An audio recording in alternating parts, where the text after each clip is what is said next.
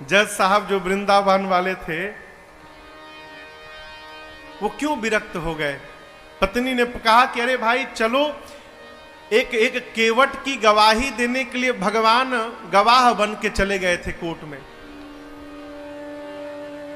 केवट ने सेठ का रुपया लौटा दिया था। रुपया लेने के बाद भी सेठ ने कोर्ट में केस कर दिया कि इस केवट ने मेरा पैसा नहीं लौटाया। जज साहब ने केवट से पूछा कि तुमने रुपया लौटाया तो वहां पर कौन था। केवट बोला 3 लोग थे। कौन? सेठ जी, मैं और मेरे राम जी थे, मेरे रघुनाथ जी थे वहां पर। जज समझा रघुनाथ जी नाम का कोई आदमी होगा। अगली तारीख पर रघुनाथ जी के आने का गवाही देने के लिए सम्मन भिजवा दिया जज साहब ने।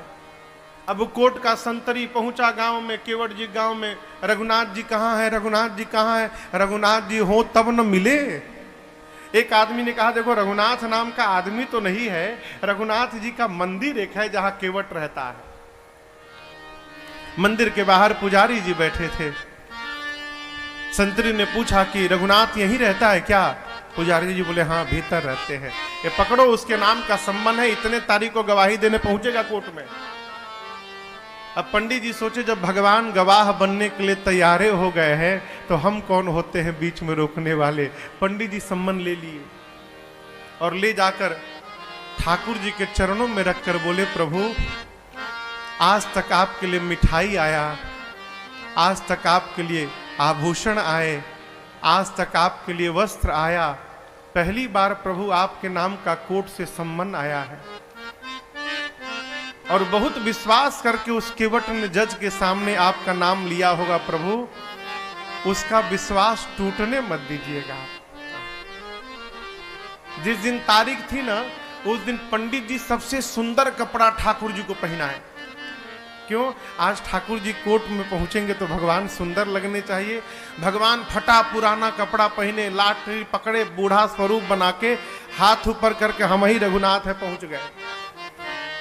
और ऐसी गवाही दिए कि पहली हियरिंग में ही केस समाप्त। सेठ को सजा हो गई, केस तो समाप्त हो गया, लेकिन जज साहब डिस्टर्ब हो गए। सोचने लगे भाई आज तक तो ऐसा कोई गवाह आया ही नहीं जो एक ही बार में केस को ही समाप्त कर दे। कोर्ट से निकल के अपने चेंबर में गए, केवट को बुलाकर बिठाए। बोले ये बताओ कहां रहते हो तुम? रघुनाथ जी के मंदिर में मैं रहता हूं। तो जज साहब बोले कि जो रघुनाथ आए थे, बोले जी जी। तो उनको लगा कि वो मंदिर बनवाए होंगे।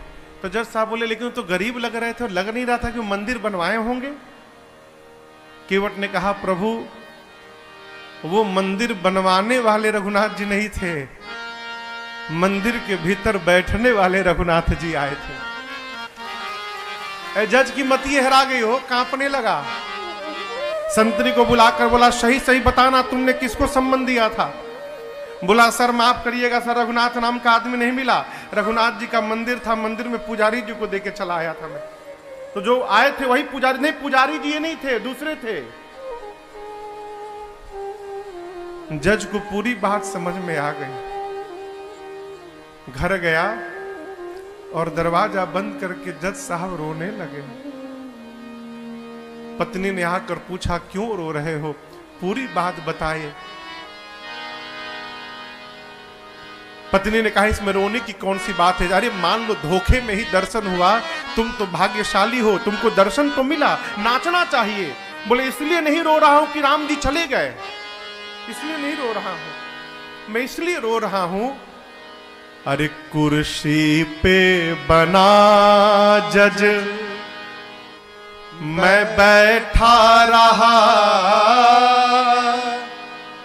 जगदीश खड़े समझाते रहे।